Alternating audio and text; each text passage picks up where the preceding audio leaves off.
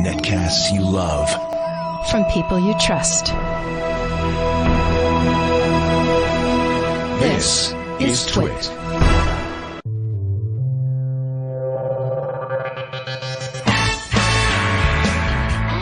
This is Twit Special number 114, recorded April 16th, 2012. The NAB Show 2012, Day 1. And we thank them for their support of our NAB coverage.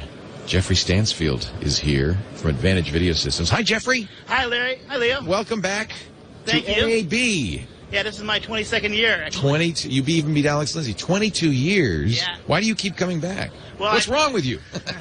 I come here because I love it. I come here because my clients come here. We're a systems integrator, and we partner with all these companies. And so we come out here to help out and to be a part of this community. This community is the people who we work with every day of the year. Who are your customers? Our customers are companies like Disney, Warner Brothers, big production companies, small production companies. We deal with all kinds. We deal with a lot of TV stations, broadcast. We've been going all over the country, rebuilding TV stations, upgrading them from standard def up to HD. That must have been a very big project all over the country. Oh, yeah. We go all over the country to little TV stations and put tapeless workflows. So you're like IT guys, but you specialize in video. We specialize in the pro video market. And we were certified in Final Cut and Avid and Premiere and Vegas and all that stuff. The world has really changed in the 22 years since you started coming to NAB, from tape and analog production to digital production. Is everybody digital now? Well, there's still a little bit of film going on. There's also LTO, which is tape backup. So we're still using tape. A little bit. Still using tape. Tape is not dead. Tape. The two things that are not dead is tape and print. Yeah, they'll live forever, but they're slowly fading out. Slowly fading, yeah. What are you excited about seeing this year? Well, there's a lot of really cool things that come out. 4K is some of the big things. We were just talking about that. Yeah. Canon's new 4K camera. Canon has two new 4Ks, JVC. The Sony has the X. Now, I'm surprised you're interested in that, because we were just saying a broadcast television station isn't broadcasting in 4K, are they? Hey, Bert, come here. Move. What you need to do with this mic is put it between him and me, because he's going to be looking at me. Okay. There you go. There, I'll move my hat. We solve this same problem every year. There you go. One of these days, we'll remember. So 4K isn't in broadcast, and yet they're interested in that? Well, we deal with production companies, too. We deal with, Disney, and we deal with... So movies are made this way? Movies are made. A lot of movies are made this way. Small production companies.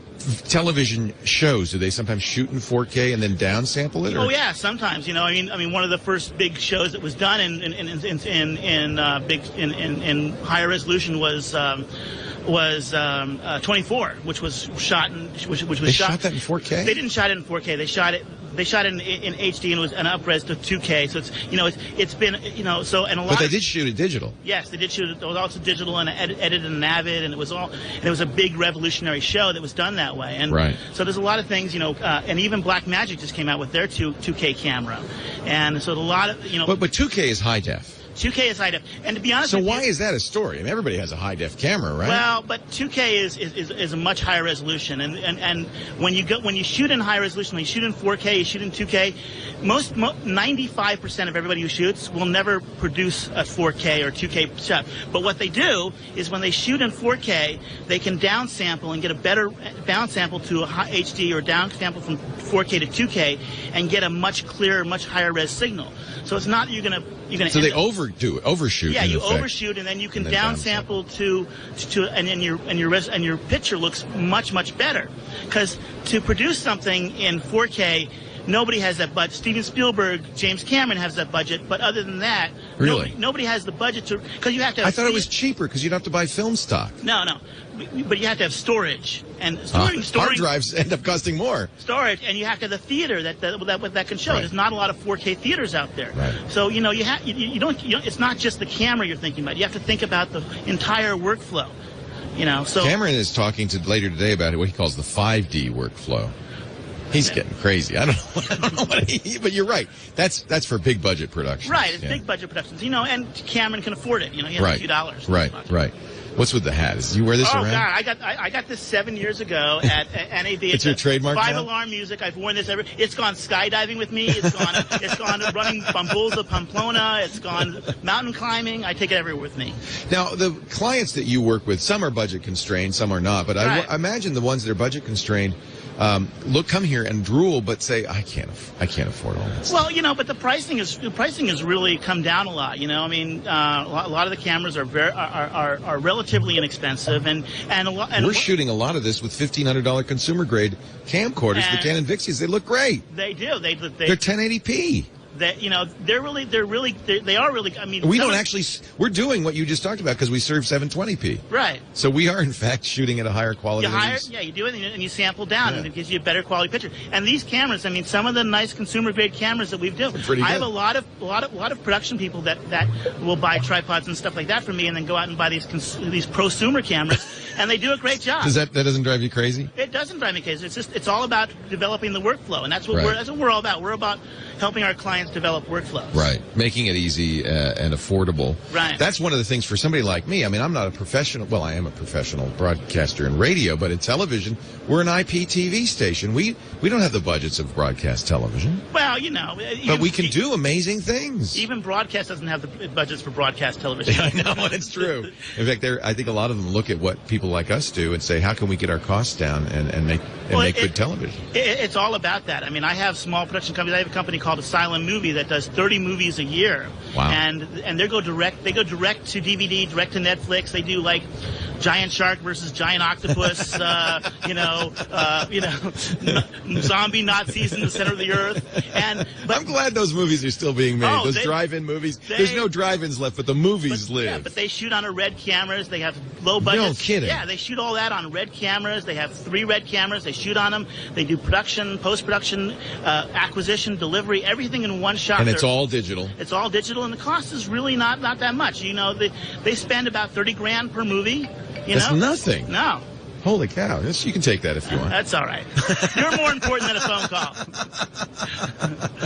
When will we see, Web 1054 in our chat room is asking, when will we see broadcast 4K? Are we going to ever see that? Well, actually, there is broadcast. There is broadcast Where? 4K. Well, a lot of stations will buy these high-end cameras and do them for interviews. I have a station in Los Angeles that did an interview with President Obama. Came in. They shot it. If you're going to, that's a once-in-a-lifetime interview. Yeah, or anybody else. But they do that for archival purpose. They don't broadcast. Yeah, well, the thing about broadcast is if it is, they have limits on how long they can archive things. Most things have to be deleted after 7 days. I know. We don't have the original Super Bowl. We don't have the first Johnny Carson show. I mean, well, the thing is because you don't have everyone signing a disclosure if you don't have this disclosure, if it's crowd shots, you have to delete it after 7 days because you don't have people's rights to keep that's it on. why, too. Yeah, well, there's a number of FCC regulations and all that. So it's all about that. Nice thing about hard drives, you can reuse them. Unlike tapes, you may not want to reuse your tapes. There you go. You can always reuse a hard drive. Yeah.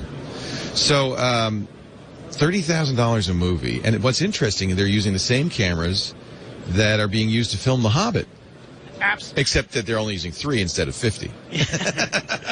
and there's a few other things. Peter Jackson has 50 epic red cameras. Yeah. He has much better lenses. He uses, I think, Zeiss lenses, which are like hugely expensive, but very high quality. The glass is incredible. Yeah. So, and a lot of it's about the glass. I mean, all these cameras, the Blackmagic, the Canon camera. Canon's a good story because their new cameras, they've been elevated to a B camera levels. They're D5 and Mark. They're second unit cameras. They were second level cameras, and now with this new cameras that came out, they're really Top coming into line. the A-level cameras. So they're doing really good. I see you wearing a Apple certified. Yeah, our company is part of the Apple Consultants Network. So let me ask you this. Apple, how are they doing in professional production? Well, they were dominant, weren't they? They were selling gangbusters. Avid used them. Well, Avid still uses them. Everybody still uses Apple computers. Apple needs to either update their Mac Pros, but we're waiting. Is Thunderbolt going to be important, you think? Thunderbolt is going to be important when Thunderbolt 2 comes out. Thunderbolt 1 right now. It's copper. Yeah, it really runs at a slow, at Right. too slow a pace. When Thunderbolt 2 comes out, or Light Peak, or whatever Right. they call it, The fiber version of it. it's going to be 40 times faster. Right. You're going to, there's a lot. 10 gigabits per second is not enough for you. No, not. Well, there's a lot of, because, like, for instance, there's a company called Sonnet here that has an expansion chassis, and you can't put a second video card in that expansion chassis because it's not fast enough. It's not fast There's enough. certain things that the bus won't handle. So. Wow.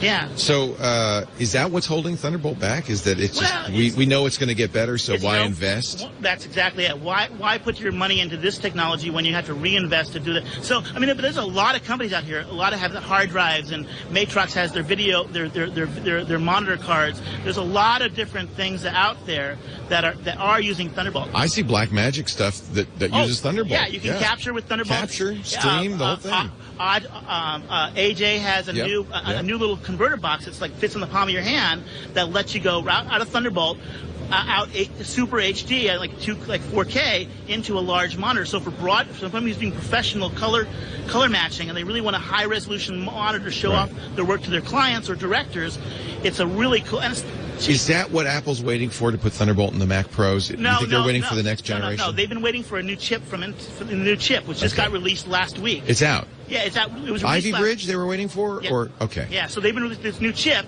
and that's the scuttlebutt. Anybody who tells you they know what Apple's no doing, one knows. I understand that, but that makes sense. So you think they were waiting for Ivy Bridge? Now that they've got Ivy Bridge, we're going to see Mac Pros probably in the next month or so, and those will have Thunderbolt. We'll see them soon enough, you know. Yeah. Either that or Apple may discontinue them. I mean, Apple sold less than 100 grand. Well, what would that do to your pro clientele? Well, a lot of my clients... They're going to use iMacs? iMacs, Mac Minis. To be honest with you, they're with the high-end Intel processors they have there. There's a show called Glee. Yeah. It's entirely I've heard of that. Yeah, it's entirely edited. On an iMac? No, on Mac, on notebooks. On laptop computers? Yeah. And the production company that does that has a couple of different TV series. Kind of amazing. That is all done on notebook computers. It's all edited on notebook computers. They hook up to a 10 gig network for their SAN, but all the editing is done on notebooks. A lot of production companies are doing that. So basically, the i7 that's built into a Mac Pro notebook, MacBook Pro, and you still use Thunderbolt then. That's probably why they're using it, because they want Thunderbolt for the screens, and they have the big screens because that's what they need. It's fast enough. It's fast enough, and you can have an editor sitting in a room with a couple of editors, and you can all be collaborating. Doesn't take any space. Yeah, so that's cool. Wow. Yeah, it's incredible, the things you can do. So, Mac Pros are good for the high-end graphics, for the After Effects, the Autodesk Smoke, which is an incredible new software came out at this show. Smoke for Mac. Oh, we're going to go take a look then. I got to send somebody over there. Oh yeah, send over there. They got a new interface for motion graphics that looks like an editing interface. So it's going to be much more easier to use. Real time rendering and all of that. Yeah, $3,500. It's really what? Yeah, it's like used to be ton. Yeah, you'd have a digital workstation just for doing those graphics. Well, they still do. I mean, you have a color station, you have a motion graphics station, and you have an editing station. Yeah, but it's a lot cheaper than it used to be. But now with the way it's all being done, they're collaborating, and the motion graphic artist, and the colorist, and the editor are all merging into one. Jeffrey, I want to thank you for joining us. Advantage Video Systems in Burbank, of course. Yeah. AdvantageVideoSystems.com. I just want to mention one more thing.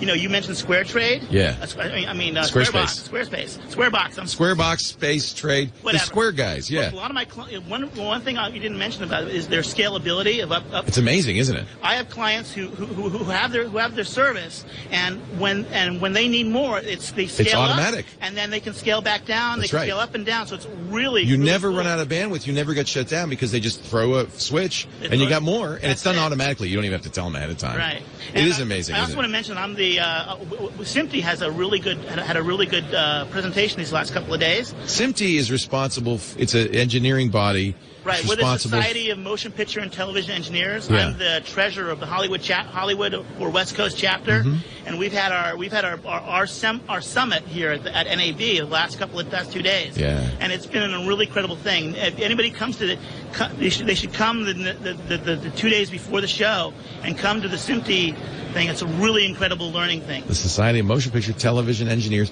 The only reason I know SMPTE is because of SMPTE code, but I'm sure there's other stuff as well. We do all the standards of the thing, and and I do SIMPD, and then my company Advantage Video Systems is a really cool company. Jeffrey, thank you so much. It Thanks, really Leo. is nice to meet you in the hat. All right. We'll look for you on the show floor. Jeffrey Stansfield of Advantage Video Systems. We're going to get, I think, our first piece from Alice.